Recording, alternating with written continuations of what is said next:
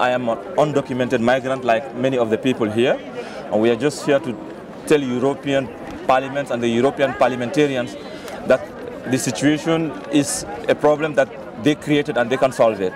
So we want them to save these people who are dying in the Mediterranean Sea. Doudou is an illegal immigrant from Gambia, who with about 1,000 other protesters has a very clear message to Europe and its leaders.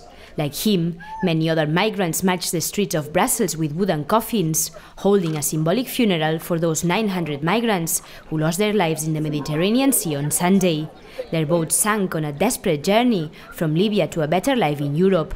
Only 28 people were rescued.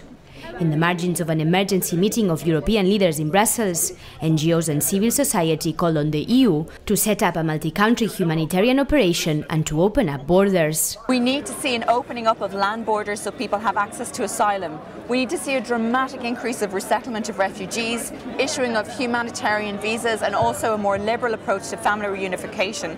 But first and foremost, this week, we need an immediate reinstatement of full-scale search and rescue in the central Mediterranean. Leaders are likely to agree to double the cash and equipment available to 2 EU border patrol missions in the Mediterranean. But for activists, the EU response to the spiraling death toll is simply not enough.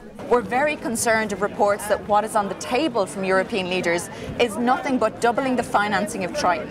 This is not the response. It will not save lives. What we need to see is a fully fledged humanitarian operation in the high seas with the adequate assets covering the full area that's needed. Nothing else will do. Many have blamed the current crisis on the end of Italy's Mare Nostrum search and rescue operation, which was replaced last year with a much smaller program. The death toll in the Mediterranean has risen to around 1,750 so far this year. In 2014, only 100 migrants died when a similar number attempted to cross the sea.